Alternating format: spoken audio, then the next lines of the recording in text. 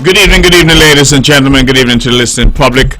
Those, of course, who are here on the island of Nevis with us, those who are on our Sister Sing kits, those who are listening throughout the Caribbean. Good evening to our friends and family in the United States, those in Canada, those in the United Kingdom, wherever you are.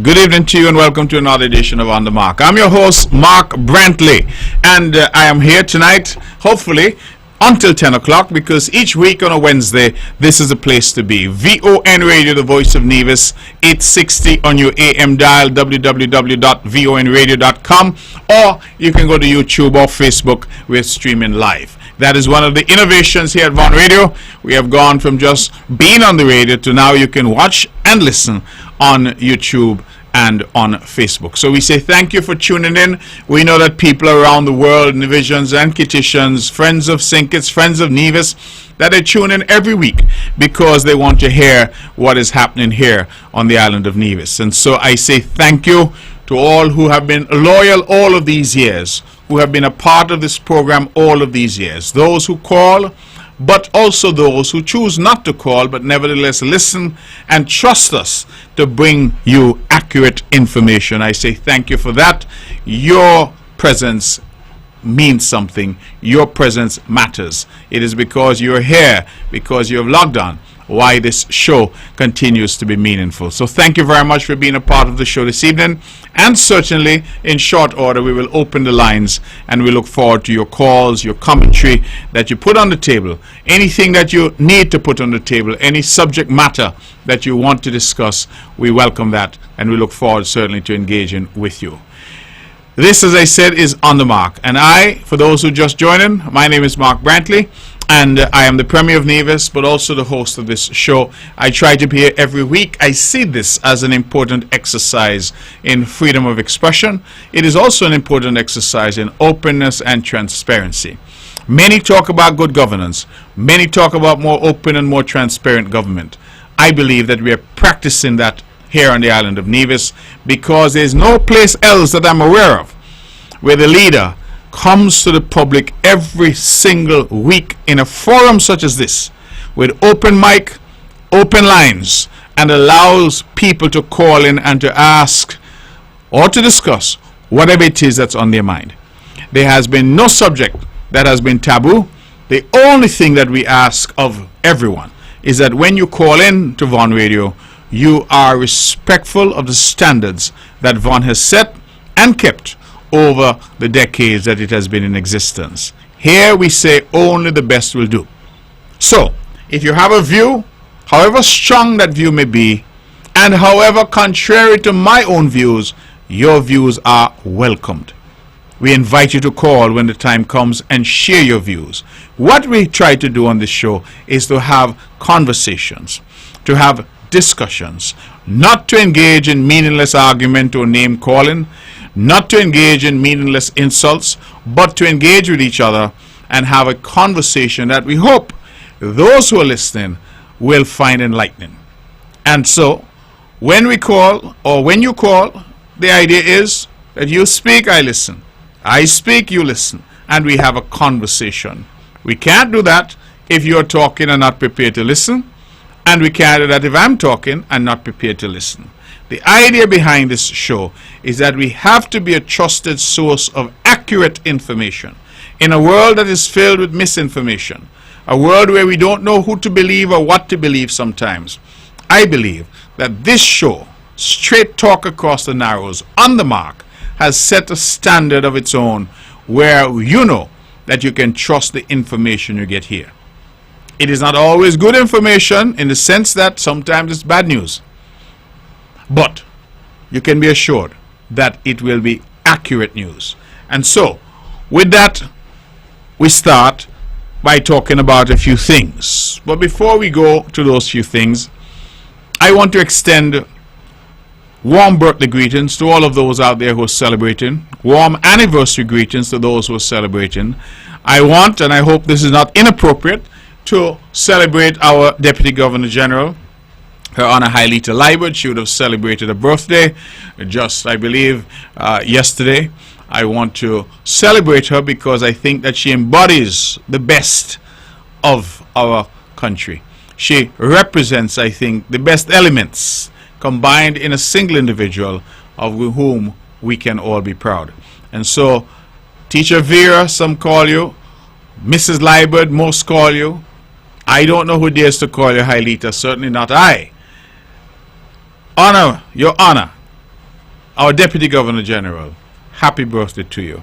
And I trust and hope that your wonderful husband, Teacher Elmo, as he's known to us in Brownhill, would have taken good care of you, as, of course, we know he's accustomed to doing. So, we say happy birthday to you and happy birthday to all others who might be celebrating or might have celebrated this week or who will be celebrating later this week until we come again with the grace of God next week for another show. So, happy birthday to all. Happy anniversary to all who might be celebrating their nuptials. Happy birthday, happy anniversary to you. And certainly we would also want to express our condolences to anyone out there who would have lost a loved one, and also to extend our prayers to those who might be hospitalized. I want, for example, to remember my very, very dear friend Mrs. Dick, and to say to Grafton and the entire family that she's in our prayers, because we know that she is struggling right now and has been struggling with ill health. And so for those out there who might be hospitalized, who are struggling with ill health, please accept our wishes for speedy recovery. And certainly if you lost a loved one, please accept our condolences. Ladies and gentlemen, we have a bit to get through. If you give me one moment, I'll be back with you very shortly.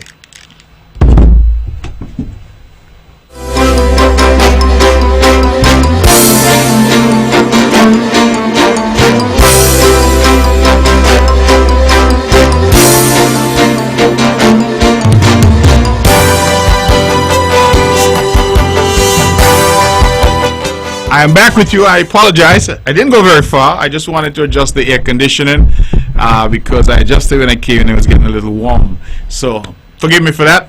That's quite unusual. I don't think that's happened in 20 years. So forgive me for that. But I'm back now. And we have a bit to discuss. A few things that have been happening. First of all, yesterday I had the privilege of having a meeting with Sir Tony Blair, the former Prime Minister of the United Kingdom. And we met at the Park Hyatt. I want to go on record to thank our Prime Minister, Dr. Terence Drew, for setting up that meeting and inviting me to engage in a one-on-one dialogue with Prime Minister Tony Blair. And I believe that the conversation was meaningful. It centered around how the Tony Blair Institute might be of assistance to the Federation, and more specifically to the island of Nevis, in terms of helping us to attain our sustainable development goals and helping us to attain sustainability. We have, of course, set out on a joint path, these two islands, St. Kitts and Nevis, to become the model of sustainable island states in the world, to become the best place to live and work and do business. And so that, I thought, was an interesting engagement. I want to say to Sir Tony that it was an absolute pleasure meeting him and discussing with him.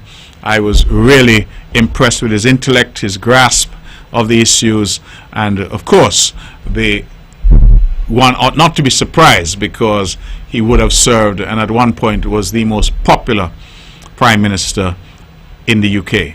And so I thank again all those who made it possible, and certainly the Prime Minister who made this possible.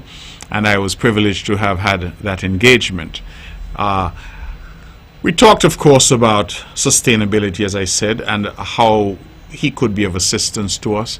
But knowing me, I also used the opportunity to invite him to invite some people that I know he knows very well to come and invest here.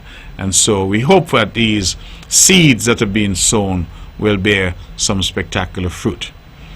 On the island more generally, I want to report that I had an excellent meeting that has given me renewed hope and renewed energy in relation to geothermal energy and our pursuit. And that is because we had a very large delegation that was here.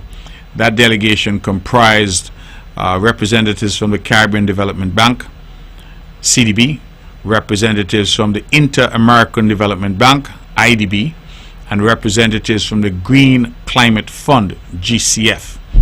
And those three institutions came with a very large delegation to meet with me to discuss next steps for the geothermal energy program. Now, the public would realize that I've been rather quiet on the issue of geothermal energy because I've said that I don't want to come and give inaccurate information or come and just repeat the things that I've been saying before. It is, I believe, now known, well known publicly, that we went through an initial bidding process for the drilling phase, that is for the production wells, and that initial bidding process we did not get back a bid that was representative that we could use. And there were a number of issues, technical and other issues, why some of the bidders did not bid. And so we went back to the drawing board and we adjusted the bid documents. That took an extensive period of time. It took a long while because every alteration that was made had to go through an entire process at the CDB. They had to check with their partners, and it came back to NEVLEC, and there was a back and forth. I'm happy to say that that long ordeal is now over, and the new bid documents have gone out. They would have gone out, I think, just about during this month of November. They would have gone out, and we have given the bidders, I gather there are 10 or 11 of them, we've given them until early next year, I believe it is February, for them to respond to those bids. We are hopeful that this time we will have responsive bids and therefore be in a position to evaluate those bids and move then to instruct a driller to come in and do what they need to do. That was part of the difficulty. The second part of the difficulty had to do with the fact that the CDB had approved for us some 17 million US dollars, 1 million for technical development and $16 million for the drilling under what is called a contingency recoverable grant.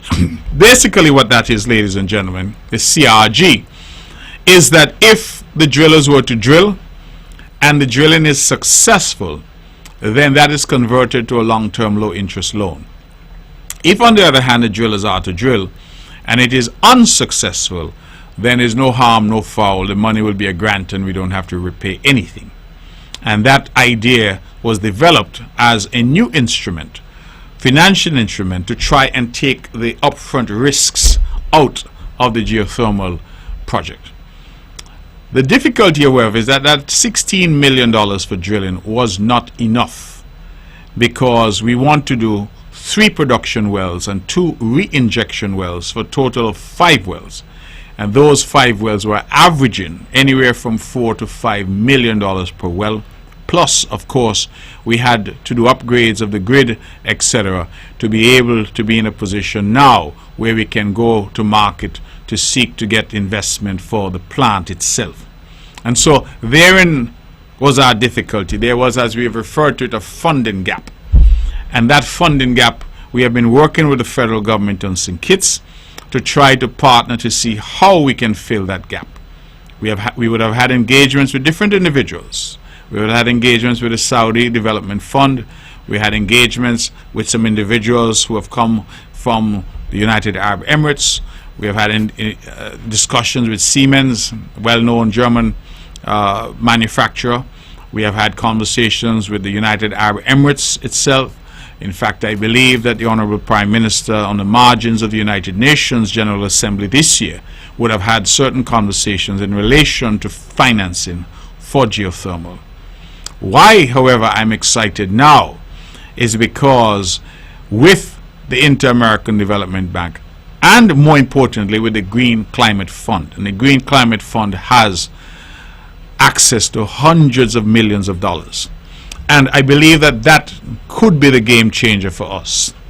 They have always been part of this project, but they're now seeing the need to play a bigger role in this project. And what I was particularly impressed with is the fact that they say they get involved in projects if those projects are intended to be transformative in the countries where they're happening. And they see geothermal energy as being transformative.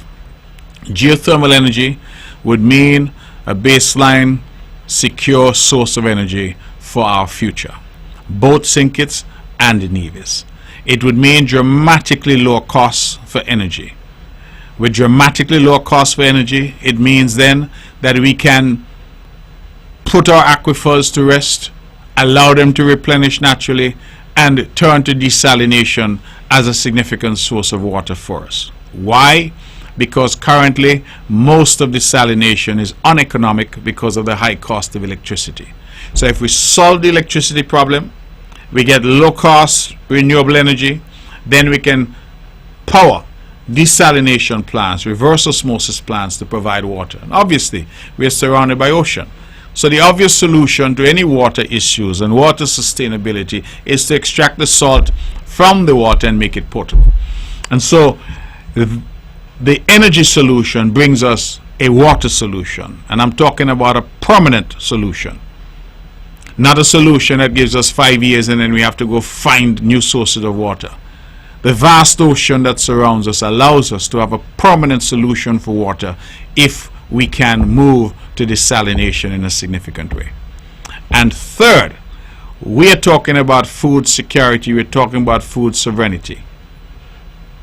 We can't grow food without water.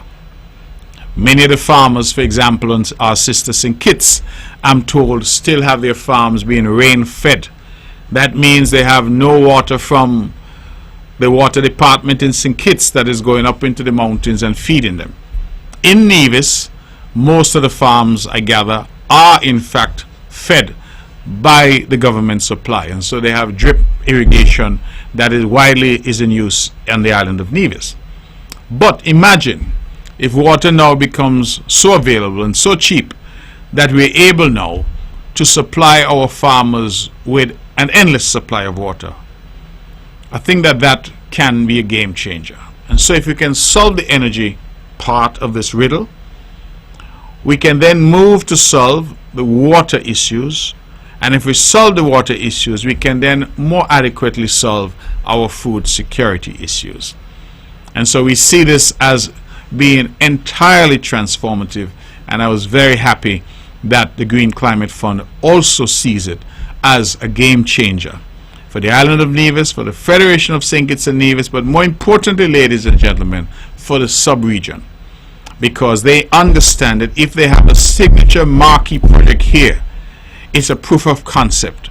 It is evidence that it can be done, and that we become the first in the world that has weaned ourselves entirely off fossil fuel energy.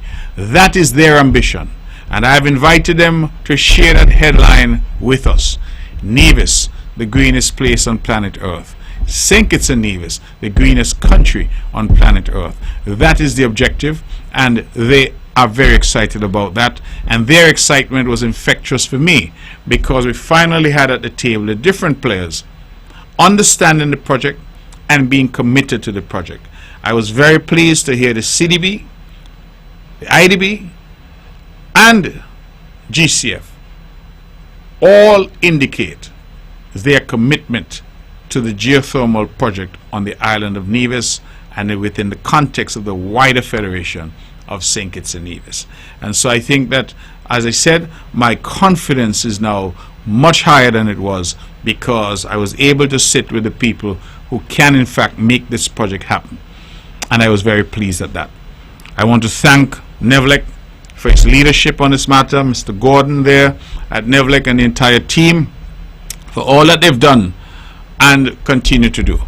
I feel that it's an important initiative for us as Nevisians and Kittitians. It has taken far too long, longer than any of us would have hoped, but I believe that there's now some light, and so we are working towards this together. We've already secured that 16 million for drilling, an additional million for technical support, and we anticipate now getting the additional funding that we need to take us where we need to go. Now, I know that those who are out there who are inclined to spread misinformation, who watch and tape this show every week, might now try to spin to say that I said that we've received 17 million US dollars. I want to therefore make it clear, lest I am misunderstood, that we have not got that money in hand. That money has been allocated by the CDB to us, but not one penny thus far has been drawn down from that money, because we have been waiting for the bidding process to take hold. And so I want to make that very clear. So for those who like to cut and splice, when you cut the clip, make sure you add the piece where I made it pellucid that no monies have actually come to the government as yet, but this money has been allocated. So put differently, it's waiting for us when we're ready and we have a driller and we're ready to say go. That money is available to us, $17 million already, and as I said, we anticipate now that the funding gap can now be made up by the other agencies that have stepped up and are prepared to put some skin in the game and put their money where their mouth is, because they want to be associated with this particular project. And so I feel pleased about that, and certainly as I have more information, as I am accustomed, I will come to the public and share that information with you. Ladies and gentlemen, the budget is going to be read on Tuesday, the 3rd of December. And we hope to have the debate that will then follow. We anticipate being able to use the occasion of the budget address and the budget debates in the Nevis Island Assembly to set out our plans and programs, to set out the management of the economy and our finances that we would have had over the past year, and very importantly, to lay in the Parliament the audited financial reports which are mandated by our Constitution. I have said this before, but I want to emphasize this, because I can get up tomorrow and say that we are managing the affairs of Nevis well, that we have surpluses, that we have money in the bank, that we do, everything is rosy. There's an old saying that students are not allowed to mark their own paper. And the reason for that is obvious. Because if you're allowed to mark your own paper, you will always give yourself an A. Colloquially, we hear you say fisherman don't say the fish stink, because a fisherman will always tell you his fish is the best. That is why there is a director of audit, an independent office set up by the Constitution, and the role of the director of audit is basically to provide a check to ensure that expenditure income is being allocated correctly, there is no fraud, and to present a fair report on the fiscal affairs of the country. We don't know whether we're coming or going unless we can measure it. And measuring it ourselves as government, as I said, lends itself to the possibility that somebody, for political or other reasons, might be minded to give a picture that is not the accurate picture. Do you know that even in the private sector, that companies operating must have audited accounts? That is, their internal accountant prepares accounts, but an external auditor comes in to audit those accounts to make sure that what they're saying to their shareholders, what they're saying to the public, as the case may be, is accurate.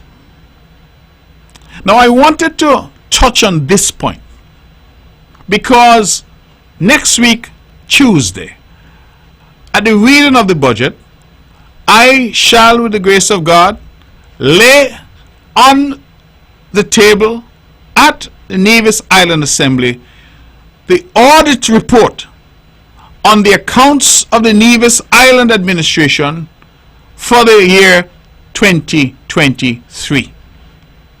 Now, just so the public understands, audited accounts and the audit report is produced in the year after the relevant year under review. And so, we will lay in the House, which is customary during the budget debate, the audited reports for the previous fiscal year, which is 2023. Now, you may ask yourself, well, where am I going with this? You say, we hear a lot of talk on the island of Nevis. There's a lot of toing and froing, there's a lot of sese and rere and roro, and everybody is a pundit and everybody has an opinion. And you hear the constant refrain from the opposition in Nevis, the Nevis Reformation Party, And they talk about our standards in government, what we are doing wrong, what we are doing wrong, what we are doing wrong, because according to them, nothing is going right in Nevis. Some may say that is their role. Opposition is here to oppose.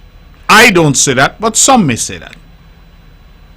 But I am prepared tonight to posit that there has been no government in the history of this island that has been as open and as transparent as the Concerned Citizens Movement in government. It was so under Vance Amry, and it has continued to be so under Mark Brantley. I say that, ladies and gentlemen, because we have never missed an audit report. Vance Amry, of blessed memory, was Premier of the island of Nevis and leader of the CCM, took the island, the CCM, into government of this island in 1992 and remained there until 2006, 14 years. In 2006, the NRP won the government, and they remained there for 5 years and 18 null and void months, as we say, because we know the last 18 months was completely unlawful, them having tried to steal the elections of 2011 and having got caught, and the court spanking them by declaring for the first time in history a man called Hensley Daniel as being null and void. Nobody else. He has that rare distinction. Nobody else in our history has ever had his election declared null and void. Only Hensley Daniel of the NRP. NRP went back to the polls, and in 2013 they were spanked, and they've been spanked every election since then. Let me put the spanking aside and get back to my point. Vance Amry, of blessed memory, led this island from 1992 to 2006. Vance Amry came back in 2013 and led this island until 2017. And then the good people of Nevis entrusted the island to my leadership. And I have led the island from 2017 until 2022 and winning a second term in 2022. And I am now leading the island for another 5-year term. So I have been the Premier from 2017 until today, 2024. CCM therefore has had 14 years under Mr. Amry initially, another 5 years under Mr. Amry, 2013 to 2017, that's 19, and now 7 years under Mark Brantley, still CCM, for a total then of, my math, 14 and 5, 19 and 7, 26 years. The NRP had the government under the leadership of our national hero, the Right Excellent Sir Simeon Daniel, prior to 1992. I'm not going to go back there, because that was the old NRP. They did things differently. The new NRP came into being in 2006 when they got into office. That is when you started to hear leaders refer to themselves as jungle warrior, and saying what they're going to do and what they're not going to do, and using the office of the Premier for all kinds of things. That was in 2006. But I'm here to tell you a curious story. Remember, I started by saying that the Constitution of St. Kitts and Nevis, our highest law, the highest law in our land, mandates that there should be every year the laying of audited accounts for the Nevis Island administration in the Nevis Island Assembly. It mandates that that is the case. It is, I believe, at section 76, if memory serves, of the Constitution that it says that. And yet, ladies and gentlemen, you had a situation where from 2006, when the NRP took office, until 2013, when they were booted out of office, guess what? They never once, not once, put an audited report in the Parliament. Put differently, brothers and sisters, we had no idea about the finances of the Nevis Island administration because no audited reports were being published. I'm trying to find section 76 to see. I'm not seeing it, unfortunately. I'm scrolling through here. Yes, says section 76 of our Constitution. It says audit of public accounts. That's the heading. There shall be a director of audit whose office shall be a public office. The director of audit shall, not may, shall satisfy himself or herself that all monies that have been appropriated by Parliament and disbursed have been applied to the purposes to which they were so appropriated, and that the expenditure conforms to the authority that governs it. And the director of audit shall, at least once in every year, audit and report on the public accounts of the government, the accounts of all officers and authorities of the government, the accounts of all courts of law in St. Christopher and Nevis, including any accounts of the Supreme Court maintained in St. Christopher and Nevis, the accounts of every commission and board established by this Constitution, and the accounts of the Clerk of the National Assembly. The Director of Audit and any officer authorized by him or her shall have access to all books, records, returns, reports, and other documents that in his or her opinion relate to any of the accounts referred to in subsection 2. The Director of Audit shall submit every report made by him or her in pursuance of subsection 2 to the Minister for the time being responsible for finance, who shall not later than 7 days after the National Assembly first meets after he or she has received the report late before the Assembly.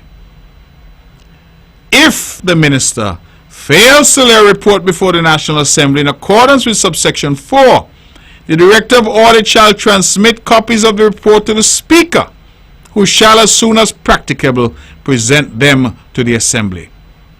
The Director of Audit shall exercise such other functions in relation to the accounts of their government or the accounts of other authorities or bodies established by law for public purposes as may be prescribed by or under any law enacted by Parliament. In the exercise, importantly, members of the public, listeners, in the exercise of his or her functions under subsections 2, 3, 4, and 5, the Director of Audit shall not be subject to the direction or control of any other person or authority. Section 76 of our Constitution, therefore, is clear that the accounts of the government must be audited annually, and that in carrying out his or her function, the Director of Audit shall not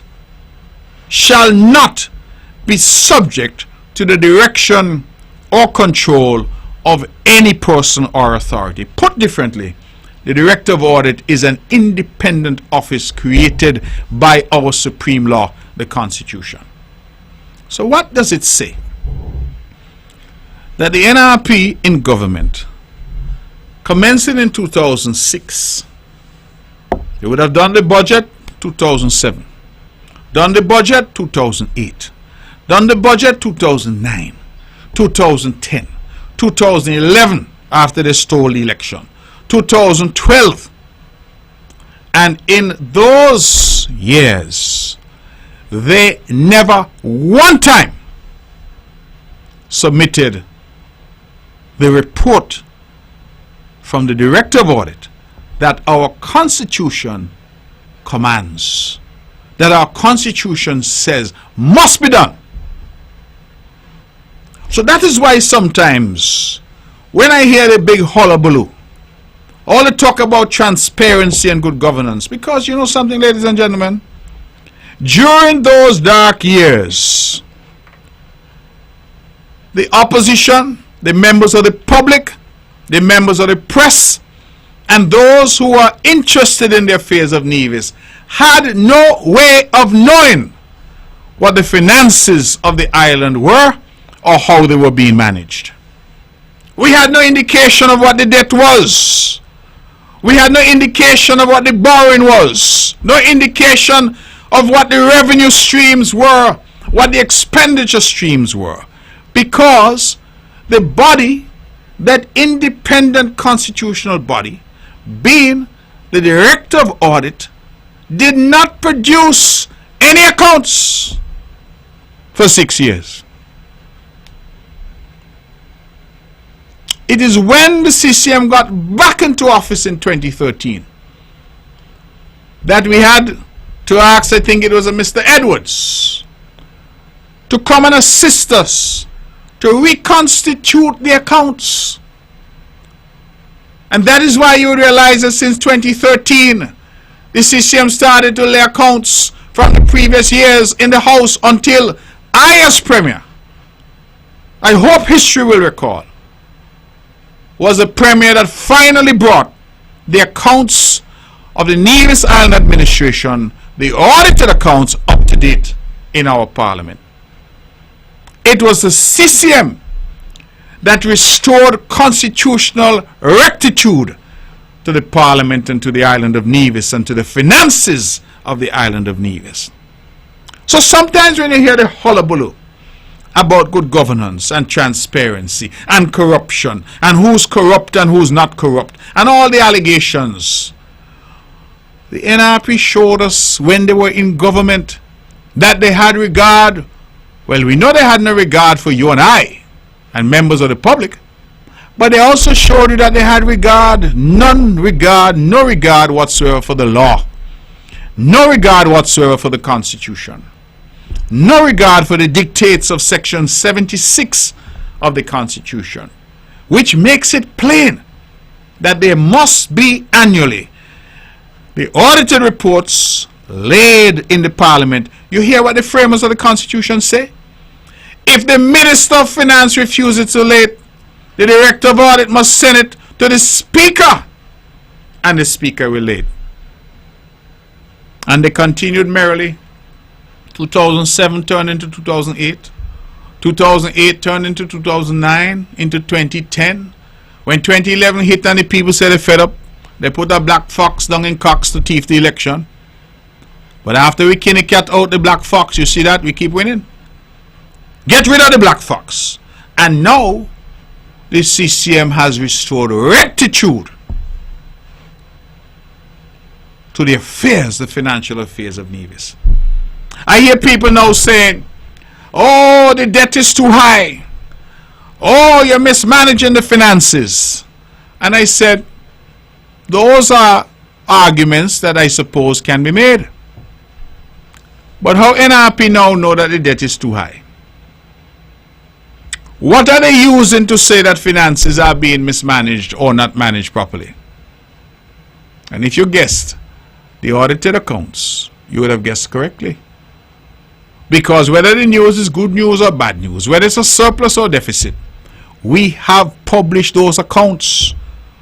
And the accounts are not being prepared by us. The accounts are being prepared by the independent office of the Director of Audit. But the Director of Audit cannot prepare accounts unless the government is cooperating and providing them with the necessary information. And this section speaks to that. That the Director of Audit shall be entitled to have such information as he or she needs to prepare the audited accounts. Clearly, ladies and gentlemen, if 6 long years went by and the NRP government of the day could not table one, not once during their period in office did they put an audited report before the House and before the people. CCM has fixed that. So that is why I always tell people, we are not in a contest in Nevis between unknown quantities.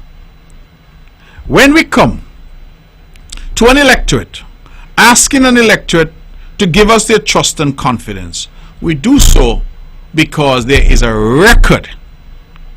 There's a record by the NRP, there's a record by the CCM. And people must measure that.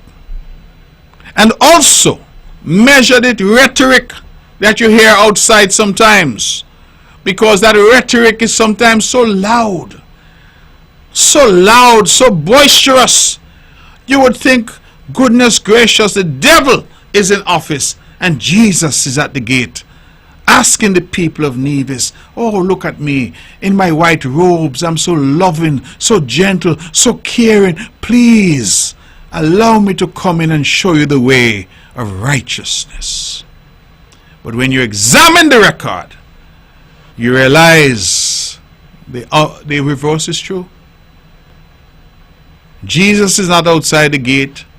It's a wolf in sheep clothing that is outside the gate, wanting to come into the city to devour you.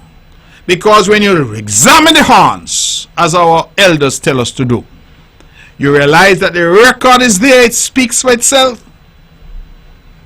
It speaks for itself. And this disregard for the Constitution, this disregard for the law, this propensity to break the law, it borders on criminality. How you going to be running an island and running finances and collecting taxes and spending people money, and the Constitution mandates what needs to happen every year and you don't do it, not even once? Not even once. You simply refuse to do what the Constitution requires of you. You realize that the legal argument can be made that for that period from 2006 until 2013, that the finances of Nevis were being handled illegally? That argument, in my humble opinion, can be made. It can be made because the fundamental check that the Constitution provides, which is the independent audited reports, was never done.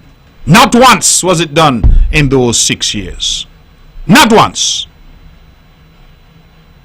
So when people want to lecture me, a good decent Hebrew boy, when they want to lecture my government, which can stand in any tribunal, stand before St. Peter and say, St. Peter, Lord, open the gate, let we come in, because before God and man our hands are clean. We can say it because the evidence is there to show it. And as I said, whether the information in the audit report is good or bad, whether we say, boy, this is not so good, this is not what, whether it shows surplus or deficit, the bottom line is that this CCM has done what the Constitution requires us to do. We have been responsible, we have been respectful of the law, and we have allowed the institutions set up by the Constitution to provide the necessary checks and balances to function. The Director of Audit gets our fullest cooperation, and I'm happy to say that the Director of Audit has already submitted the audited reports, which will be laid in the Parliament with the grace of God next Tuesday, and therefore available to the public. Because when we say we are transparent, we are transparent. The report is not being done by us because we can't mark our own exam. The report is being done by the independent office of the Director of Audit, set up by Section 76 of our Constitution. I want our people to consider these things. There may be some apologists out there who say, well, that's not important. But it is of fundamental importance, because it means for those 6 years there was no check, no balance, and more disturbingly, no accountability for government money. None whatsoever. People spend, whether they take their friend on a trip, whether they wine and dine, whatever they do, they buy a car, they buy a house. There was no accountability. There was no way for any of us to know what money was used for, because the check that is put there by the Constitution was absolutely ignored by the NRP. So you know want to lecture me about transparency? You want to lecture me about openness and good governance? Tal, you can't lecture me. The devil could never correct sin. So I need to make that point. But if you think the lawlessness of NRP ended there, Remember I tell you they tried thief an election in 2011, you know. 2011, the biggest scam ever run here was that Black Fox down in Cox. And then they tried to perpetuate that to force their way back into government. But they forget that I went law school.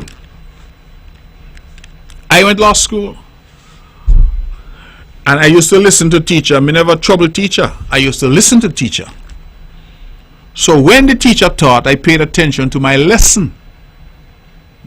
That's important. Not to the teacher, but to the lesson that the teacher was teaching. That's why I went to school. And so when I came out with a proper degree and proper sense between my two ears as to what the law is. And so when I got robbed,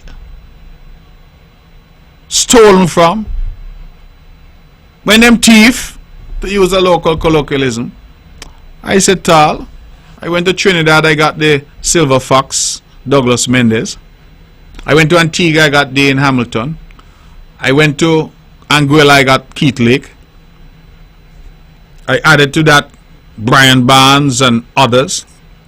And I put together one of the most formidable legal teams that Nevis has seen. And you know what I was told? The NRP knew the thief the election, you know. But here the argument was twofold. One, petitions take a long time. So by the time the court get around to dealing with the petition, them don't do 5 years. Argument two, petitions are notorious for their failure rate. Nearly all of them are thrown out by the court. It's like a needle in a haystack to get the court to overturn an election. That only happens when the evidence is overwhelming that there was fraud or other irregularities. So they played the ball because they thought that the court is going to allow this matter to linger, and they thought that in any event, if after 3 years, 3.5 years, the court deal with the matter, that the chances of an election petition succeeding were slim to none. We made history, ladies and gentlemen. History. Because I just believe about a year or so, the matter, the court sent a judge, the judge heard, and the judge ruled comprehensively that the election had been stolen and declared Hensley Daniel and the NRP null and void. They appealed, and the Court of Appeal, 3 judges to 0. Lord, Sparrow said 10-1 is murder. This was 3-0. 3 to naught. 1, 2, 3 learned justices of appeal. Not one of them sided with NRP. All 3 said appeal dismissed. Null and void. That evidence was overwhelming. And sometimes, you know, as I go around in the community, I believe our memory sometimes is a little short. But I'm here to remind people of how in that line in 2011 in Cox, I see grown men and women cry because they showed up with their voter ID, lawfully issued and valid to vote. And when they went inside, they were told, your name not on the list. And it happened throughout 203 CCM supporters had their names removed in the dead of night from the voters list. And still, Hensley claimed victory by 14 votes with 14 spoiled ballots. 203 people disenfranchised. You see Cane Garden? The people in Cane Garden, I will always remember them, because the NRP say that Indian Guyanese people, Indo-Guyanese living in Cane Garden, don't support them. And so they went into Cane Garden and they took off every single name that they could find off that voters list. Nobody got any objection letter. Nobody was afforded any hearing. There was no process or due process whatsoever. They just decide, oh, what I want the name Sing, them they support CCM off the list. Why your name Saju? Off the list. Balkaran? Off the list. Once you had an Indian name, that was the level of discrimination against Guyanese people that existed here on this little Nevis. I see some Guyanese now say they're supporting NRP. I say, well, you're free to support who you want to support. But maybe you forget the history. Maybe you forget on a Friday afternoon in town how they used to load up a van, picking up Guyanese like they're picking up vagrants, like they're picking up criminals, and deporting them from this island. And when they deport them, they didn't just send you out, you know. They put a notation in the immigration system that you could never return. So when I see some of them now saying they're with NRP, I say, well, that's all right. That's your choice. That's why we live in a democracy. But don't forget or pretend you don't know what happened on this island here. And it wasn't just the Guyanese.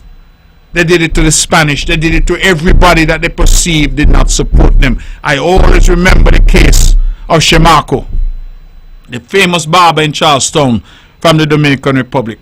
I know Shemarko's a hard-working young man, come here with his family, has a barber shop, plays basketball.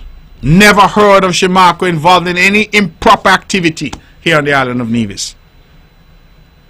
NRP say that Shemarko supporting me. Shemarko was not even a registered voter. I want people to understand that. They say he's supporting me. You know what they do?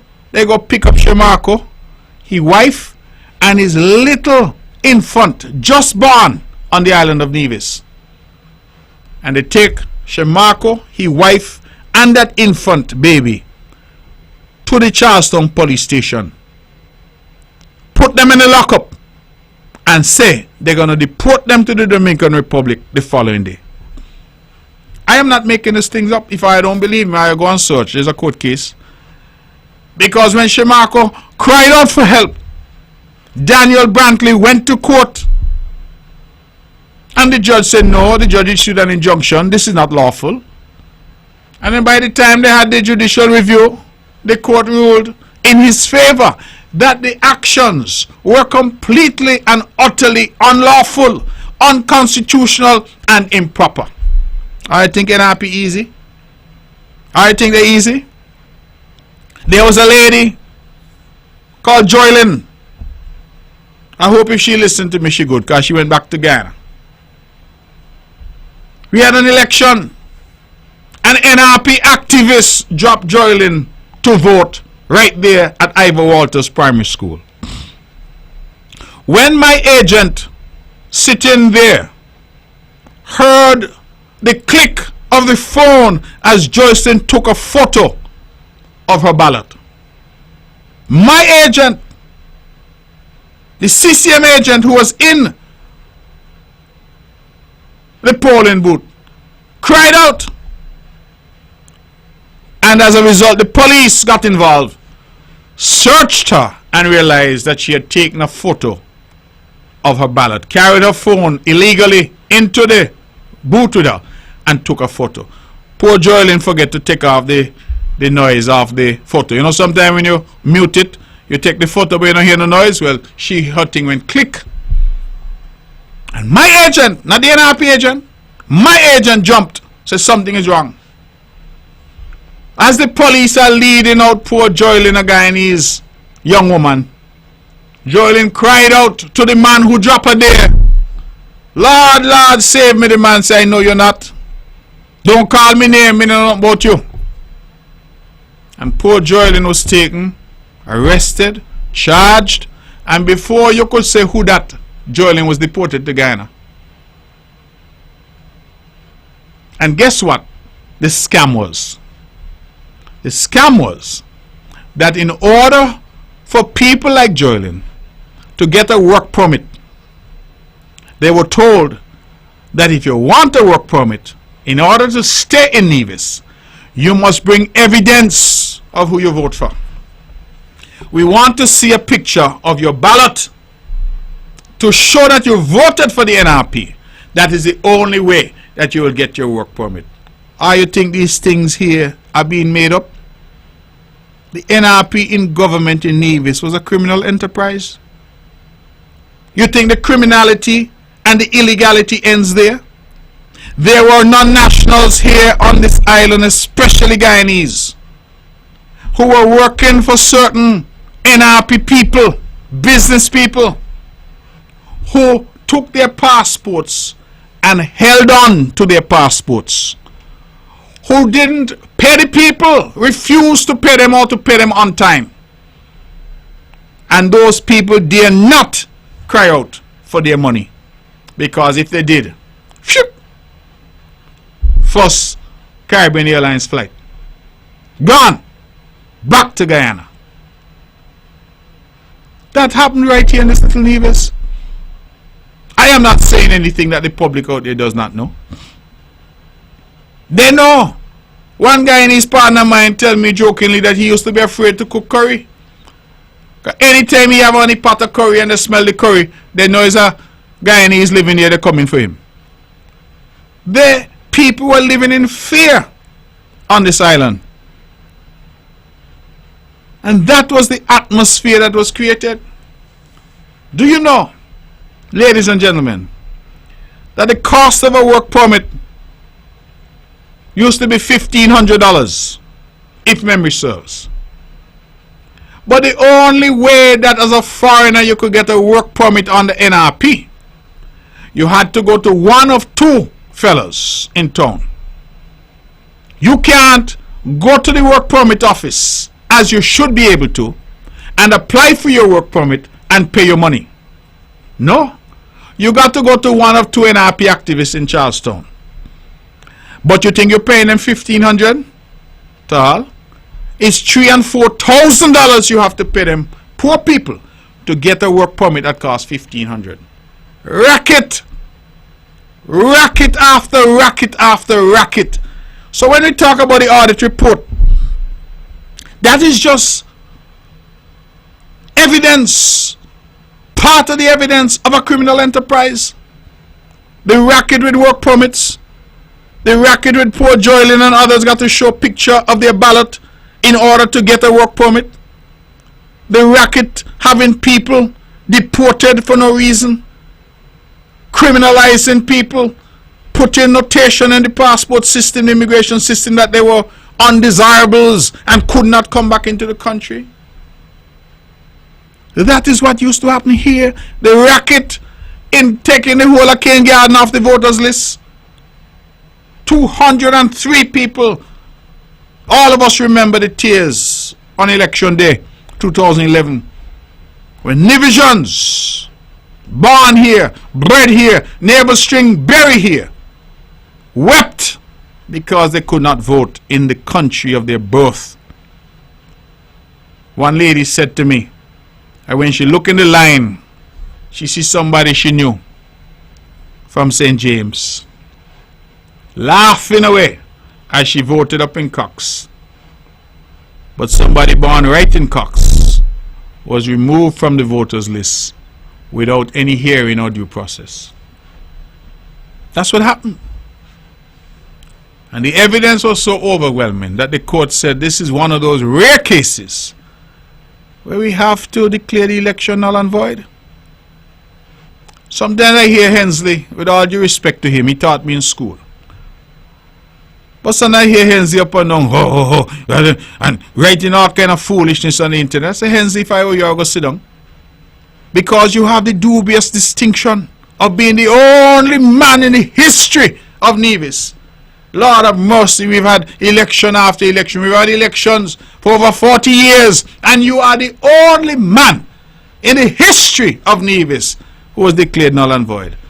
Well, if the court say you're null and void, does that mean you need to be quiet? You ought to be quiet. It means that you are but a vapor. You don't exist. You're a ghost. You're like Casper the ghost. Some may say you're like a zombie. You don't exist. And the party that orchestrated this fraud was publicly spanked by the court.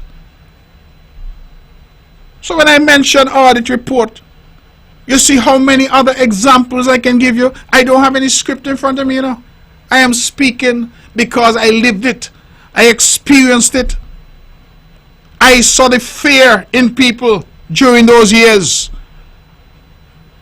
The fear that people had, that at any moment, for any reason, they could be picked up, deported, harassed, criminalized. Because of what? Now I see the guy needs to have Mashramana, and the amount of NRP people there to speak, you think, oh, it's an NRP convention? All of them want to be up on the mic telling the Guyanese how we love them and we welcome our brothers and sisters. Well, what about them that are deport? What about them that are take off the voters list? What about them that are tell they must take photo in order to get photo of their ballot in order to get work permit? What about them who should get a work permit for $1,500 had to pay $3,000 and $4,000 because some NRP activists decide, let us take advantage of poor people? You all think these things are easy? They're not even easy to say, because Nevis is a place that I am proud of. I have traveled the world. I've been east, west, north and south. Nowhere better than Nevis. I am proud of this little island, and that is a stain on Nevis, because that is not the Nevisian way. We like to talk about criminals and criminality and condemn young people. This was a criminal enterprise in government. A criminal enterprise in government. They did absolutely nothing according to law. Nothing. So yes, I am proud that I will present the audit report, God willing, on Tuesday next. Yes, I'm proud that as Premier of Nevis, I was the person who brought us up to date, carrying on from what the late Vance Amry started when we got back into office in 2013. But that period from 2006 until 2013 will forever be a dark period for the amount and extent of illegality that happened on this island. I am not even going to get into the corruption. I'm not going to get into that. Where you had a minister and the legal advisor form a law firm to get all the legal work from Nevis Housing and Land Development Corporation, of which the minister was chair and the legal advisor was member of the board. I wonder if I understand these things here. I am sure if you're home, you hear in the back of your neck rising up.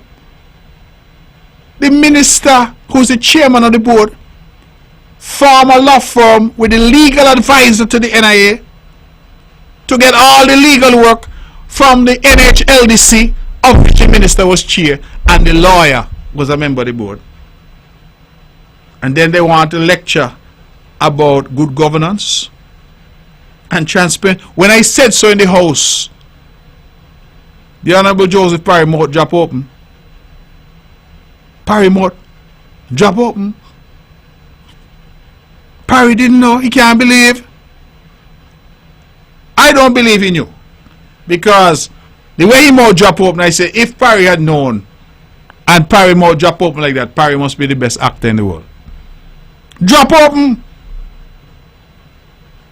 You had a minister of lands who used his position as minister to ensure that nearly every one of his family members got land and house through the Nevis House and Land Development Corporation, of which he was the chair and the minister. I don't come and speak loosely, you know. I speak the things that are documented. Land, land, land, house and land, house and land.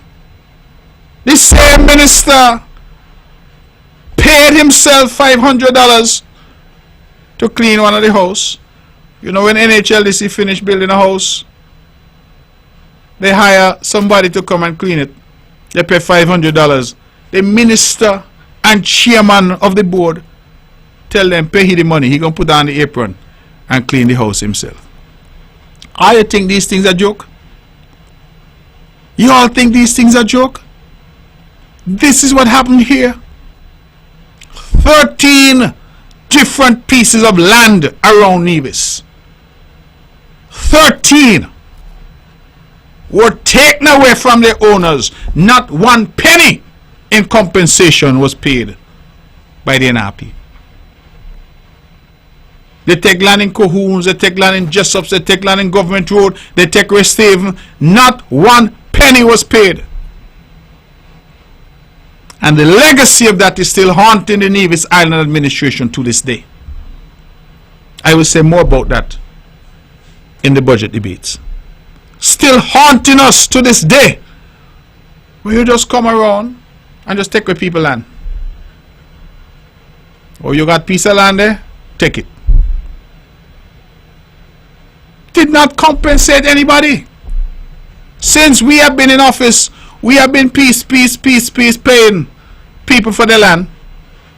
Some of them we tell them, please take it back, because we could not find what the purpose was for it to be taken in the first place. Please take it back. Others, we pay them. And in Cohoons we had to pay. That is the legacy that we've had to deal with. We had a situation where the CCM administration in 2006 left $10 million in an account at what was then Scotiabank, under clear mandate that that money was to be held there in escrow to pay off a $10 million loan in Trinidad that we had taken to purchase the Pinnies estate, 600 acres. NRP got in 2006, and to this day we don't know how to do it. But they suck out every penny of that $10 million from Scotiabank. They sold nearly all the land in Nugents and that area there above TDC. Sell out the lands, collected the money from that. But guess what? They didn't pay the lender in Trinidad any money, you know. They spent the $10 million and they sold all the lands, but they not pay the creditor. When we got in now, people coming crying to us and saying they can't get the title. They buy the land up Nugents for so long they can't get the title. Lord, please, what you could do. When we reach out, the creditor say, I am not releasing any land until we get all of our money, because Nevis government can't be trusted.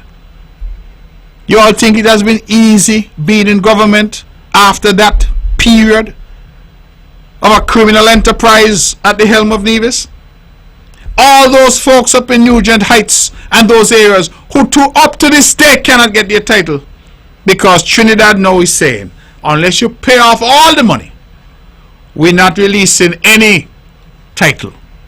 They have a caveat. They will not lift the caveat to allow any transfers to occur. When the CCM had left in place $10 million, man, if they take out the money and say, Trinidad, let me pay you off one time, I would have no argument with them. But they take the money, spend it off, and then sell off the land and spend off that too, and not pay the bank. Anyway, I believe I've given about 100 examples off the top of my head. I could write a book one day, but we'll leave it there and we'll take a few calls. Let me go to the phones for anybody who wants to call in.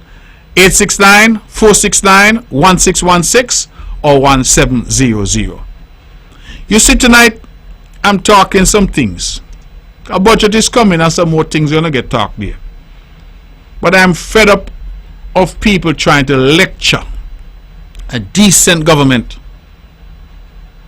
I am not suggesting for a moment that as a government we have not had our mistakes and our shortcomings. We are only human. But I have always been straight with the people of Nevis. And I've always said to you exactly how it is. Whether the news is good news or bad news, I have always been forthright. That has been my stock in trade. If I say something to you, you know that it is the truth, the whole truth, and nothing but the truth. I have had no inclination to obfuscate, to lie, or to deceive.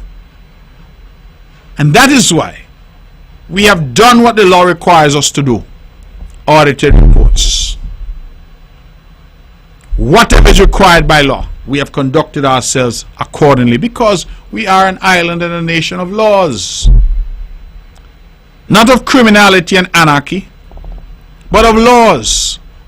And so I have taken a little time tonight because I hear some people now talking.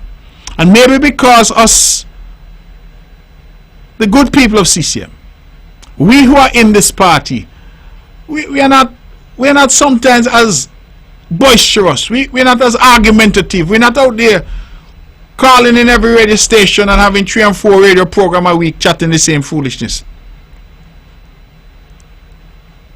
We conduct ourselves in a particular way. In fact, somebody mentioned to me the other day, saying over the years they've watched the politics in Nevis, and if they just follow the talk shows and the chatter on the Facebook and thing, they would think NRP is the big party in Nevis, because them chat the most. But when you check, it's only the same 6 or 8 of them chatting, you know. They talk and then they respond to themselves. They have some fake profile and thing and some bots. They come on them, try to create the impression that they have momentum. No momentum there, as we have the momentum. And the results show who has the momentum, because the results have been consistent. In the election cycle ranging from 1992 to 2024. How much years is that? 92 to 2008 plus 24, 32 years. In the election cycles from 1992 until 2024, the NRP has managed 1 election victory. 1, 2006. I'm not even going to get into the bubble that happened there. But 1. That says all we need to know. Let's go to the phones and take this call. It's 9:15. Good evening, you're on the mark. All of you not there? Okay. We're going to continue to try and take calls. Good evening, you're on the mark. No? Okay. Caller, please call back in. 1 election in 32 years. And remember, in Nevis, we have both local and federal. I'm sure if you add them up, I myself got into politics in 2006. I've been in it for 18 years. In that time, I fought 9 elections. 9. Let's go to the phones. Good evening, you're on the mark. Hello. Yes, good evening, Mr. Brantley. Yes, good evening. Yeah, I happen to jump in my vehicle and driving up the road, and I am listening to you on your radio program. Yes. Mr. Brantley, election has gone. We cannot forget that election has gone. I'm listening to you saying some things, and the things that you're saying tonight on the radio, it doesn't help the average people here in Nevis. There are people waking up here in Nevis in the morning and cannot look into the kitchen because there's nothing in there to look to. What the people of Nevis is listening to hear from you, you've been talking on the radio every Wednesday night for the whole year. We want to know if you're going to be paying a double salary to the people to enhance the lives of the poor ordinary people here at Nevis. Talking about the minister who did this and did that with land. I am not going to dispute and say it didn't happen. I cannot say it happened. You can't say it happened? Right now, that it is worse. It is worse under your watch as premier. The only difference is that the people of the NRP are not people that come out and call people name and put people business out on the road. Really no? Operate in a professional and decent manner. That is your view? That is not my view. That is the facts. Okay. Joseph Walcott Parry would not have gone out there and putting people name on all kind of media houses saying things like what you've been saying. Who do this with land? Who do that with land? Mr. Brantley, that is past. What we want to know is what is going to happen here in Nevis with healthcare, education, road, and the lights. This little boy business, chatting on the radio, doesn't help people. Okay, caller. It's supposed to get serious with the development of Nevis. Caller, I hear you. I hear you. Have a good evening. Thank you very much. I am pretty sure that those who defended Hitler would say that what happened in World War II is the past and nobody wants to hear about it. I am fairly sure that those who defended slavery will say what happened 200, 300 years ago is the past and nobody wants to hear about it. And you could sing all night until the cows come home. What I am speaking is the facts, and if the facts hurt you, I am sorry, go and get some Bengay. But nobody is going to tell me that I cannot speak to the people of Nevis about what you were in government, a criminal enterprise. Because you are the ones out there who are pointing fingers and suggesting that we are somehow not conducting the affairs of government in the proper way. So you're trying to tell me, caller, you're not concerned that for 6 years no audited reports were laid in the House? You are not concerned when a minister of lands would have used his position to benefit his family? These are not private matters, these are public matters. And you have the audacity to suggest to us that if the NRP had such information, they are decent and would not say so? Well, I really think people even went to school on Saturday. I don't know why you all pick up your phone and call the radio to tell us that the sun is shining outside when everybody know. Outside dark because it's night. And that is the problem. You all are not prepared to admit to the skullduggery that you all engaged in, but are prepared to chastise decent people in government. And therein lies the difficulty. You're asking about what is happening in the country. Well, you must be deaf and blind. I know you can't talk, so you're not dumb, because you just called in. But you have to be deaf and blind. You have the heart to call in here tonight to ask about road, but you forget the NRP cuss and say we're doing too much road. You want to know about water? Well, how many more times you want me to tell you about water? You want to know about electricity?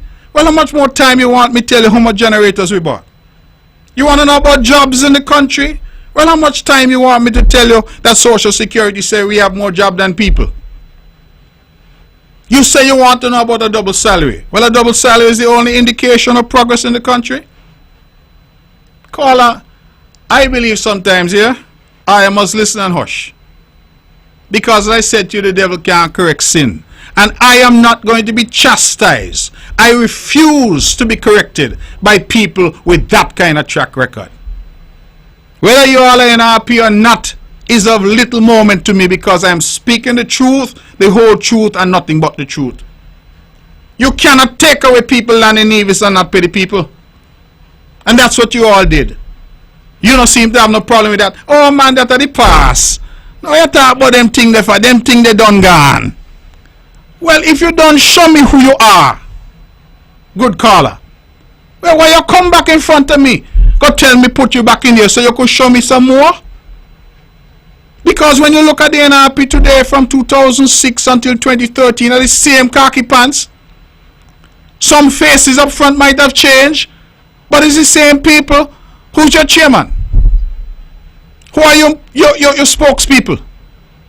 The same one them cooping, hoping something come off the edge, hoping they could get their whole body back in that trough. Is the same ones in that were there before. So until you could deal with that and exorcise them demons, then I don't believe you have the right to call in to lecture anybody about decency and what is going on. And a lot of you want to forget the history of Nevis. Well, once I have an English tongue in my head, I will continue to speak about the history, because it is a black mark here. It is a sad era, a sad period in this Nevis here between 2006 and 2013, to see how you all treated people, how you all treated our own Caribbean brothers and sisters. Now you're going to tell people, man, forget about that. Forget about that, man, lad. That done gone. Really? Really? And they must give you the chance to go do it to them again? No, caller. No. We must learn to walk and chew gum. And nobody gonna tell me that the history of politics and the history of government in this island is irrelevant. So you go along by yourself with that argument there, because that's not going to fly tonight. We have 20 minutes after the hour of 9. We're taking calls. 869-469-1616, 869-469-1700. Part of the problem you see we have in this island is exactly that caller. I'm glad he called, because it tells us exactly. Man, not talk about them things there. When black people talk about reparations, they say for hundreds of years our people were enslaved, and the proceeds of slavery built up Europe and America, and therefore our people now must get some reparations. You know what the response is? That was a long time ago. Let us forget about that and move forward. That's the argument, and that's the same argument this gentleman called in here with tonight. We must just forget. And that is why they continue to encourage people to forget. Because you see, when you forget, you may make the mistake again. When you forget, you may make the mistake again. And that is what they want, They want you to make that mistake again. Forget about all that I have described. You notice he never said that anything I said wasn't true. He never said that anything I said wasn't true. He said, what me talk about it for? What are you talking about it for? Those things are the past. Forget about them. Well, as I said, World War II and the Nazi camps were the past. I bet you don't tell a Jew to forget about the Holocaust. And you certainly shouldn't be willing to tell a black man to forget about slavery. And I'm sure, 100% sure, that you can't tell me to forget about what the NRP did to Nevis between 2006 and 2013. So as I said, if that burn you, buy some Benge. Let's go back to the phones. 25 after the hour, 9 o'clock. We're taking your calls. Good evening. You're on the mark. Hi, good evening, Mr. Brantley. Good evening to you. Sir? Hello? Hello? Yes, good evening. Good evening. How are you doing? I'm doing fine, thank you. Okay, a couple of things. Because I've been listening to you and talking about what is legally right and what is morally right. And I said what is legally right. I didn't say anything about morally right. Okay, all right. Okay. You don't need for argument. Well, no, I'm correcting your caller. You're calling in. You're telling me what I've said. Correct me, because I didn't ask to be corrected. I'm just saying. Well, whether you asked to be corrected or not, I'm telling you what was said.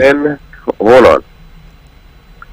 When Mr. Brand, which you said in your last, well, the second to last press conference, that Mr. Brand architectural firm was given a direct contract, meaning there was no bidding, there was no kind of information that was sent out there for anybody else in the public to get a chance to bid for the job.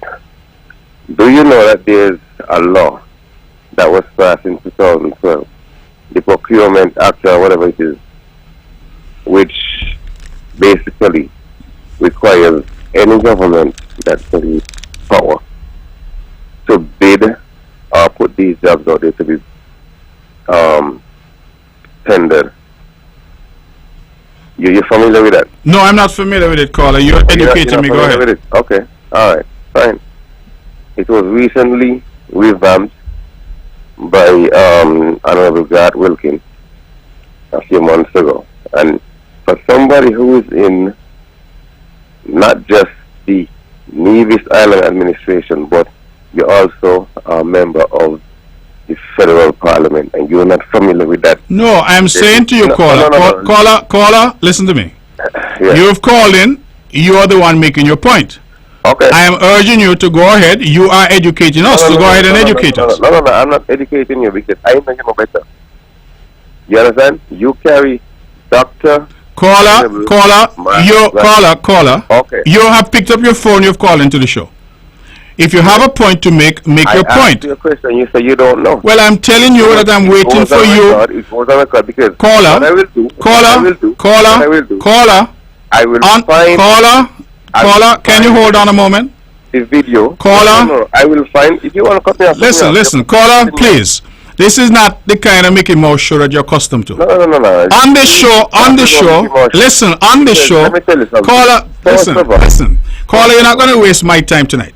Okay? Well, if we're going to have a conversation and a conversation dictates that I speak, you listen. You speak, I listen.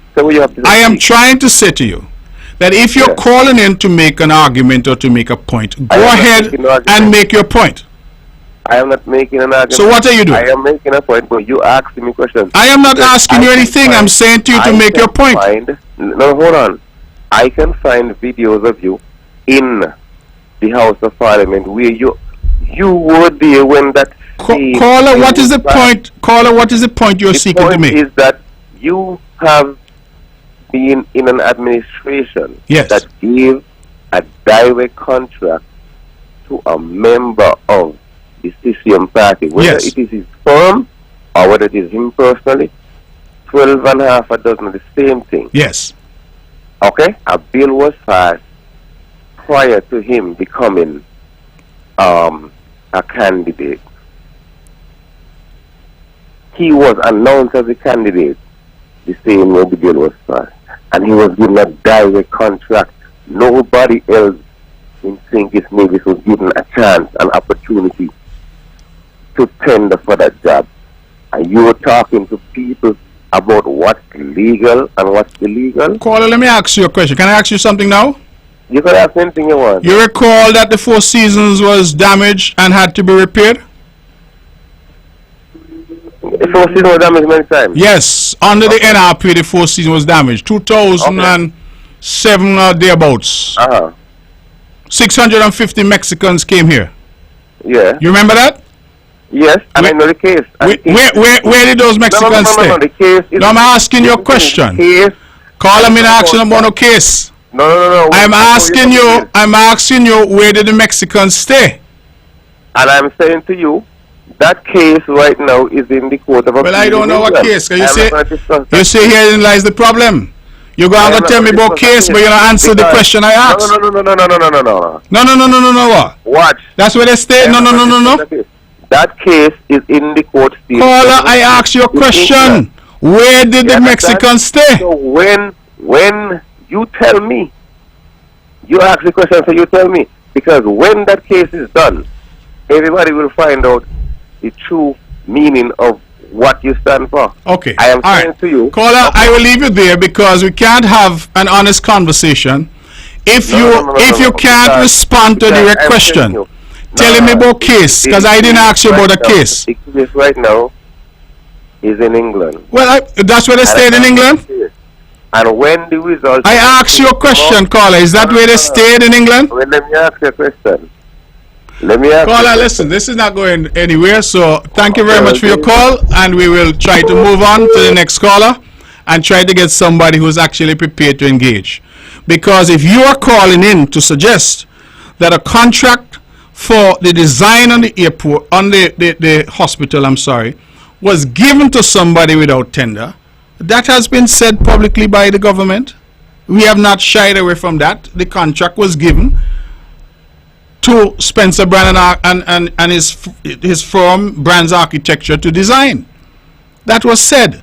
Mr. Brand was not a member of the government. So I am not understanding what the argument is. That was done and it was said openly. It wasn't hidden.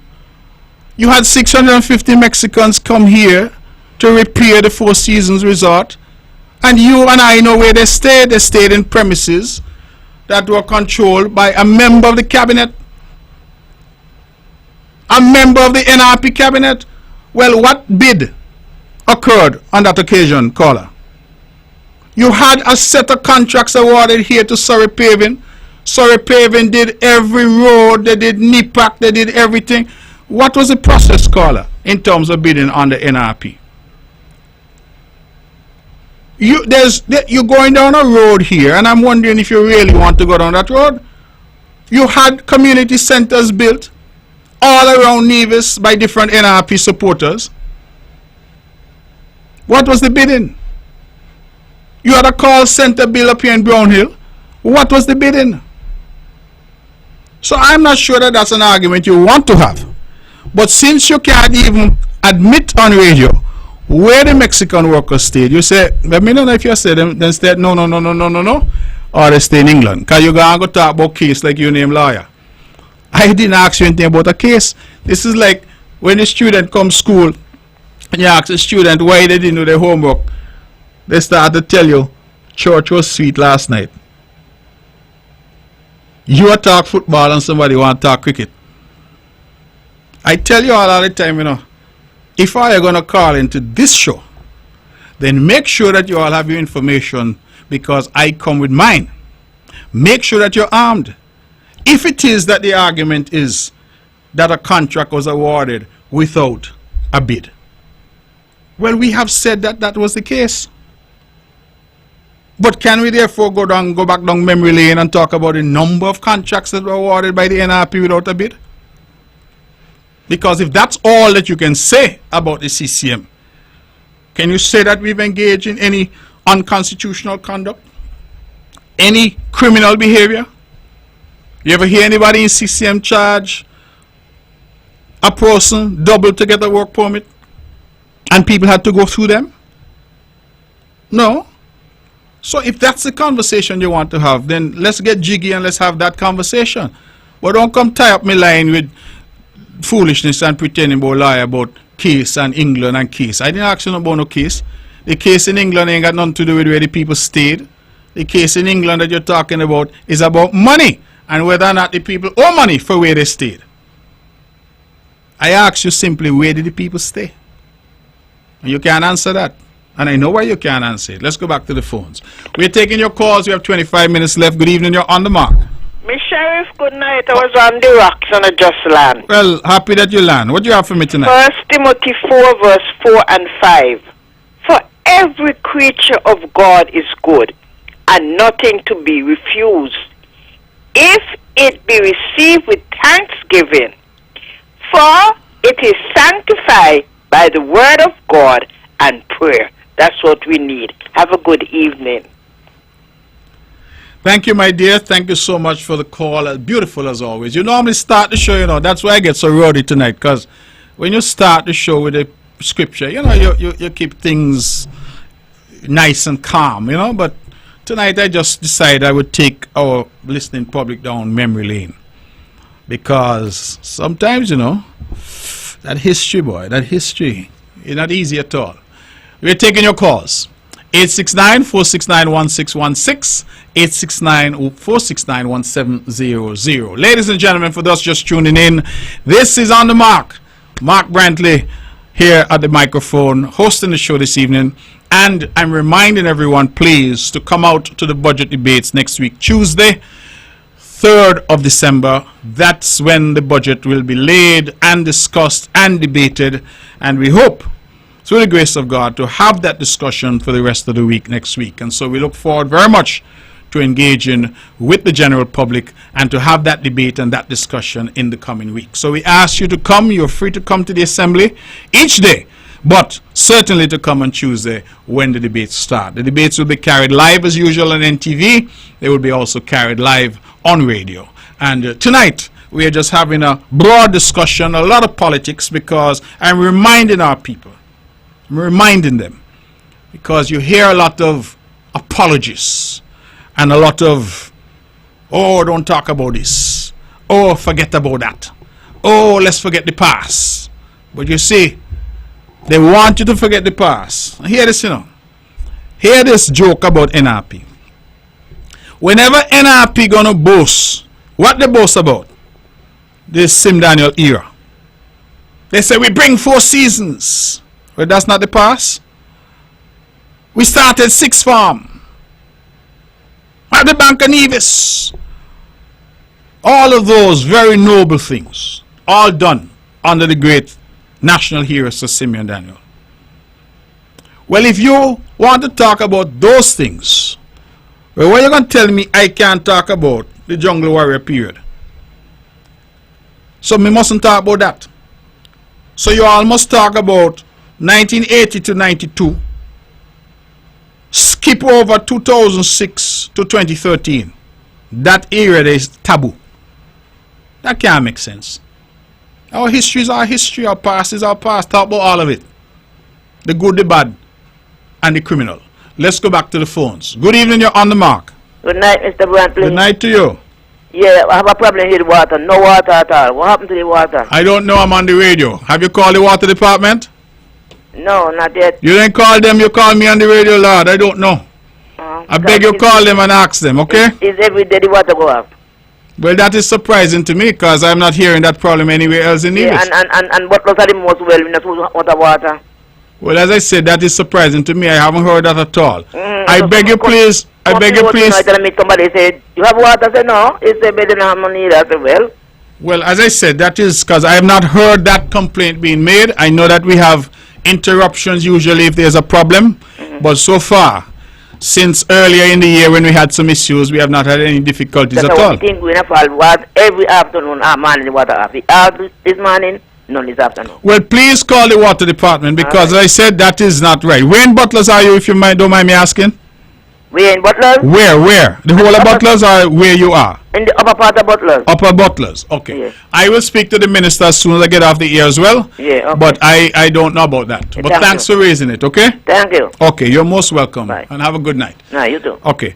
Ladies and gentlemen, we're taking your calls. 869-469-1616, 869-469-1700. If you want to be a part of the show, we have 22 minutes left. Let me check. Yes. And we're taking your calls on those numbers. But it's been a good show so far, live and lively. Sometimes, we have to lively it up and start to really say the things to our people, to remind them. Because I have said that it is part and parcel of the CCM legacy that we do not involve ourselves in bubble in government. You all remember. Let me get back to it. Let me take this call. Good evening, you're on the mark. Yes, sir, good evening. For this, I'm not hearing you very clearly. But anyway, how are you doing, sir? I'm good. I'm hearing you clearly, sir. Okay, beautiful. I want to just one or two small challenges or concerns I have as a citizen of this beautiful island of Nevis. Yes. And I want to, in relation to the previous call I made just in regards to the water issue in Butlers. So I'd like you first I'm hearing about that. I never heard anybody having this water challenge here. And it brings to bear to the stark reality that how vulnerable we are when it comes to water. In that it is my firm conviction that every household should have a secondary water supply. Like no exception. So you mean a cistern? That is a cistern, a jump pan, a tank, or whatever it is. Every household should have one. You cannot live without water. And it is ludicrous. It is idiotic. No disrespect to anyone. It is blatantly foolish for persons you cannot live without, but yet you're going to depend on the government to give all of your water supply when rain is free. Rain falls on everybody every day. Well, not every day, but often enough. They don't have access to it. You get nothing. And so the truth be told, for people to live in this day and age and not have a secondary water source, it is utter madness. Seriously. You should have it. You cannot afford to say, well, you turn on a pipe and water run and you figure, it's all well and secure. In this era right now where everything is so just one bad word, one wrong move, we're facing World War III. Everybody going to become vulnerable and in a very precarious situation. Why in the world? Somebody educate me, please. Why would you not have a secondary water source? Because as you mentioned some weeks ago, you're speaking about the build-up of what's going on in Ukraine and Israel and such like. Yes. And rightly so, we should be concerned. And the fact of the matter is, if water break out, we will have a scarcity of food and fuel and everything else. So what happens then? You mean when we run out of fuel, the generators can't pump the pumps and we have big nobody out of water? Secondly, different matter altogether. Traffic matter in Nevis. I am kind of wondering, so maybe the police can explain. Why is it the whole of Charlestown from Hamilton House up to Reliable Motors is yellow line and Charlestown and a one-way street for the most part? That makes no sense. The section between the Bank of Nevis and City Drugstore, the area, I remember that when it was a two-way street. And it can handle 4 vehicles, one park on each side and 2 vehicles passing. I have seen it happen. But yet you have yellow lines on both lines and on both sides. And my point is that every year I and yourself, I would imagine, and others are paying license for the right to drive on the road, but the driving doesn't include doesn't mean moving point A to point B alone, but the privilege and the right to park in a way that you cannot, of course, hinder other road users or be any create an issue for anyone else. But if we have this yellow line that and took the whole of Charlestown and to add insult to injury, they did some roadworks up what a road name? I don't know if you get a name. By Mark Smith, preparatory school, I think that's the name of it. And it's the roadworks were there, and I remember the wall that by the Anglican manse was taken. Some land was. Oh, you mean I'm sorry. You mean the Mud Cross school? Yeah, right. Yes. Sorry. Okay. Yes. The road was widened up, but here, rather than get the road users a benefit for parking, they have the audacity to widen this huge sidewalk from that and the road. I want to call it Chapel Street, right by the Methodist Church going down. Just widen this sidewalk. It is the widest sidewalk I see in Nevis. Just almost it seem like to make it near impossible to park in Charlestown. So, God of mercy, man. Caller, let me ask you. So, you would prefer no sidewalk and parking? Oh, you can have both, sir. You can have both because there was walking the sidewalk, but this sidewalk is very broad. Right. It is unusually wide. So let me just entertain you for a moment on the parking, because you say you pay your license fees, etc., and that is to drive and also to park. Are you aware that in most countries that I have been to, that parking is hardly ever free except maybe for 10-15 minutes? What I mean by that is, every place I've been to where they pay the same license fee and wheel tax and all of that, if you want to go especially into the city center, you have to pay to park. Are you aware of that? Yes, sir, I'm very much aware of it. Okay, so are you suggesting then that we move to that system, or are you suggesting that? No, I'm not suggesting that at all. So you're suggesting that free parking be provided in town? Hold on a second. It's not free parking, you know. The parking is already ours. But it's been taken away. The privilege to park is taken away. So it's not a free parking like somebody giving me a gift. No, it's not a gift, sir. So by virtue of the fact that you drive on the street and you park without, you can park without hindering, blocking, or anything of that sort, any other road user. But pardon me, noise. But the bus that is being taken away from me, it's taken away from me, and I do not. There is almost no, for the lack of a better word, no common sense reasoning. But I say, look at the back and the main street. The whole thing is yellow, and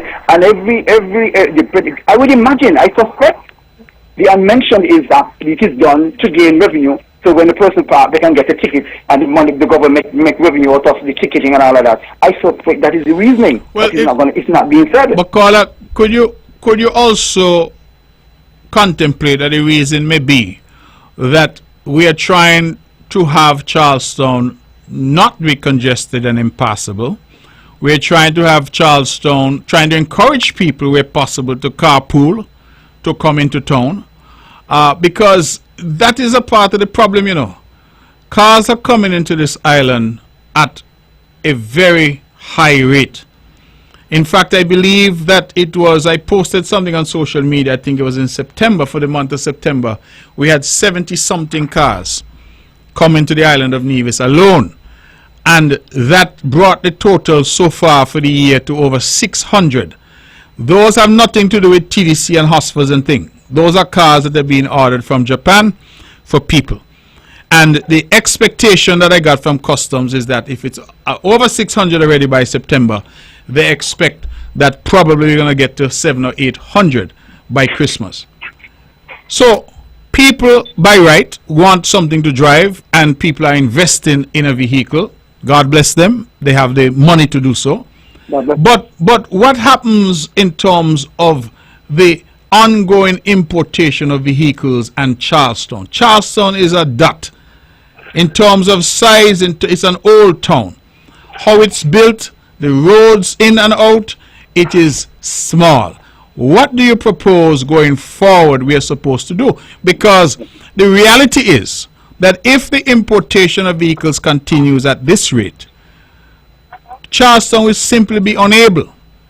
If you take off all the yellow lines off the roads in Charleston, we still will be unable to handle the parking. And it seems to me that the only solution then will be to create parking areas that people have to pay for. Even those in those countries, the reason why they charge people to pay for parking is to discourage them. They don't want people coming into the city center to clutter it up. In places like England, in London, they've introduced special rules where people are actually being penalized if they drive into London at certain times. So that is the way the world has evolved. So I'm asking, given the limitations of Charleston, Charleston runs from Reliable Motors, I guess, down to the maybe I would say by the Cholera Cemetery down there, in terms of the road span. How do you propose we deal with that? I'm just curious if you have a solution. Yes, sir. Yes. You mentioned something there. Regards to the road use and such. Mm-hmm. That it was another problem which I observed as well. But in regards to, before I touch that, let me respond to the parking issue. I am speaking of parking. There's a one-way street from the foot of Cordoc Road, from the cemetery there by the old cinema. Yes. To the old Baptist Bank building is a one-way street. One-way street make it easy on traffic. Vehicles can park on one side, and it still doesn't limit other vehicles in most cases on that street. Okay. And so, hear me, sir. Let me explain something. Another point I wanted to do here. You made mention about the traffic congestion and such. Unfortunately, Nevis drivers, and many people will agree with me, but they lack manners. They lack humanity, they lack courtesy, they lack decorum, we lack it in so many ways. Mm-hmm. And it is displayed in our driving. And I'm sure you possibly, as a local person, may have witnessed it. Let's say, for example, a vehicle is coming from the High Court and heading towards the pier direction, but the vehicle wants to turn up Happy Hill Drive. Vehicles coming the opposite direction, and there's a line of traffic that is there, and the vehicle wants to turn up Happy Hill Drive with the right indicator on, and vehicles coming the other side would not brake for this one vehicle to pass up. They would not brake. Mm-hmm. I've seen it happen. I see it happen for the government road. I see it happen on Happy Hill Drive. They would not brake. People have this tunnel vision, narrow-mindedness. I'm going where I'm going. I don't care about anybody else. I had to speak to a young guy some months ago about the same thing. A vehicle was going to turn the same Happy Hill Drive, and he was right in the intersection. If I was a 45 or someone in, I sure would have. He went in the section. There was space behind him. I tell him, reverse a bit so this other vehicle could pop out. So the vehicle that is pulling up ahead of the road, they can pass. There was a girl with him. I assume it's his girlfriend. Let him move in. They got it right away. Let him wait. I feel like that is, and that what she says, unfortunately, is only an indication of the mindset of drivers in Nevis. Right now, St. Kitts has traffic lights in Basseterre, from traffic lights all over. And many of us would think that's a sign of progress. But let us be careful here in thinking. That is not a sign of progress. That is an indication of your inability to think. And if you as a driver cannot think on the road, the government is going to think for you. Because people are not thinking. When you are driving on the road, you should be considering somebody may want, somebody may be in a hurry. If there's somebody at intersection, you have the right of way. Good God of mercy, what would it take for you to pause for somebody to come out or to leave? Or to, you don't want to be in a hurry. You don't have to be late. You don't want to be in an emergency. And this is only speak to the problem that we are creating for ourselves. So I'll tell you about the water problem, and it's up to the individual if you're gonna deal with it. I'll tell you about the traffic issue, and this is up to the government if they're going to change it. I do not agree what you're saying about basically you're indicating is necessary the airline. I don't agree with that. And again, after the problem where persons have a habit of driving and couldn't care less about any other driver. They're going about the business, and who keep back, that's the business. Okay. So Caller, thank you. Yeah. And good night. Okay, thank you, caller. You were very passionate. I'm going to have to leave it there. And thank you for calling, and thank you for raising your points respectfully, although passionately. That issue about parking is going to continue to be an issue. We do have to find a solution. I was trying to get from you what you thought the solution was, but perhaps another time. Let's take this call. Good evening. You're on the mark. Yeah, good evening. How are you doing? I'm well, thank you. Remember, if you have a talk show for 2 hours, you should not allow somebody to speak for 10 minutes. Well, yes. You can determine when people should call in, because people time are different. Right. They might be out when they should start. But please, I mean, if you have somebody talk for 10 minutes, then how much calls do you expect to get in? All right. Well, you're in now. Go ahead. But that last caller, I agree with him 110% Yes. in regards to water. I don't understand in 2004 that people are still depending on the government for water. Mm-hmm. Well, in a sense, from the pipe. But every household should have some sort of water catchment attached to their dwelling. It is very important. Water is a scarce commodity. You should have that. Could you believe, I mean, sometime last week, someone calling, they're going to be late for work. And guess what the reason was? Water turn off. That is totally ridiculous. Almost the most rain I ever see in my life for a long time is 2024. And I think this is something, I mean, the government should encourage, that each household have some sort of water catchment. As a matter of fact, I mean, the way water is the best. It's best for washing, it's best for cooking, it is best for farming. Please, it is embarrassing when you hear people say they don't have any water turn off, what they're going to do. Yes, I know it could be a little inconvenience, but then you should have a backup plan. If for some reason the water from the government has been turned off. Thank you. Thank you very much, caller, and I appreciate that. Let's go to the phones. We have somebody else holding? No? Okay.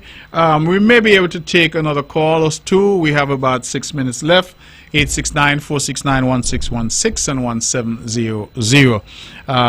Here we go. Let's go back to the phones. Good evening. You're on the mark. Hello? Good night, Honorable. Good night. You're on the air. Go ahead. Yes, I just think about child song. You ever thinking about pulling up child song?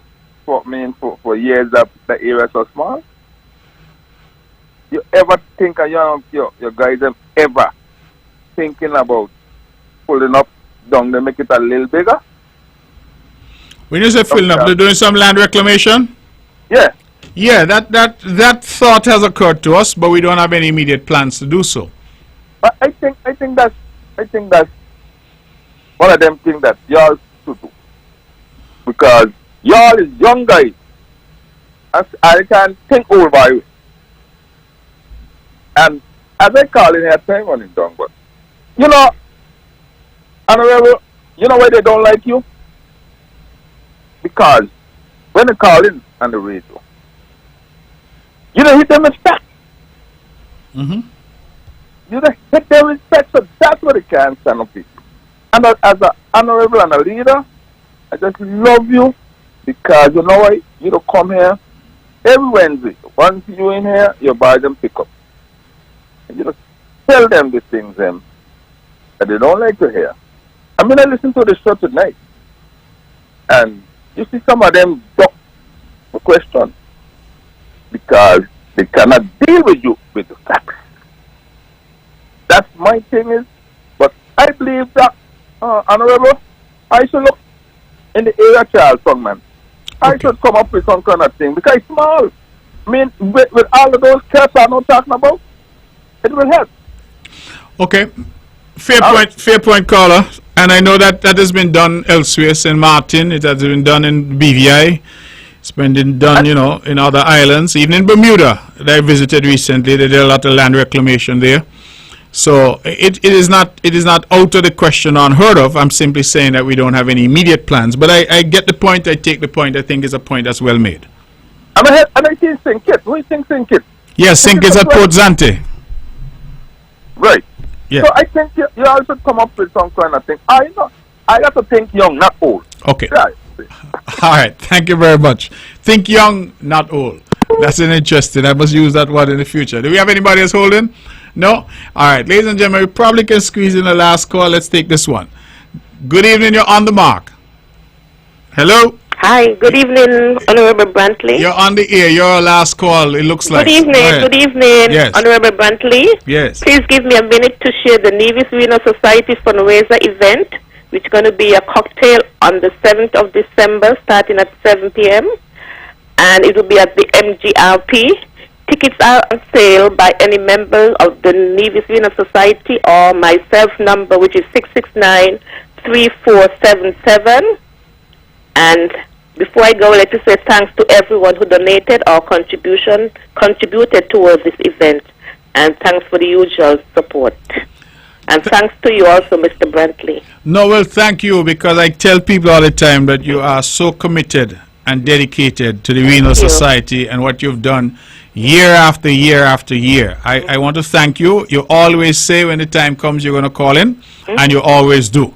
Definitely. So thank you. And always come to visit your office. Absolutely, and you can count on my support again this year. Definitely. All right. Okay, and thank you very much once again. Okay. Just again, give us the number to call. The tickets are $150, and you could purchase tickets from any member of the society or my self number, which is 669-3477. And 669-3477. And you have 30 seconds to just tell us again what the event is going to be and when. Okay, the event going to be on the 7th of December. They're going to be next week, Saturday. It's going to be at the park, Malcolm Gishard Park.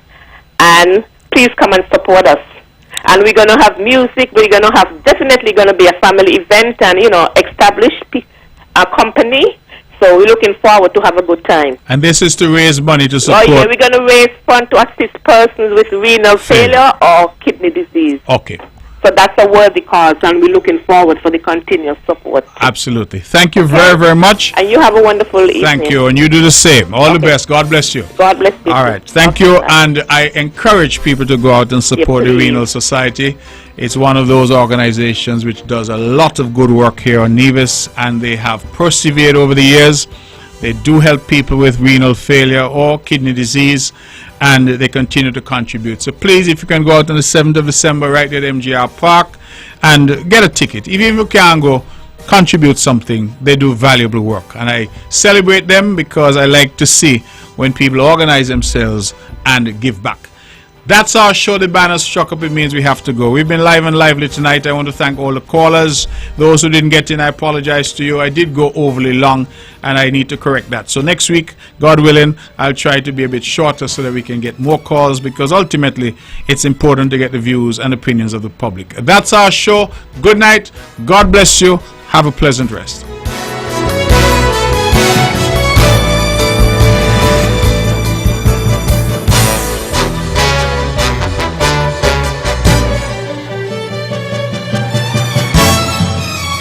Views and opinions expressed on the preceding program were solely those of the participants and do not necessarily reflect the views of the Nevis Broadcasting Company Limited or its advertisers.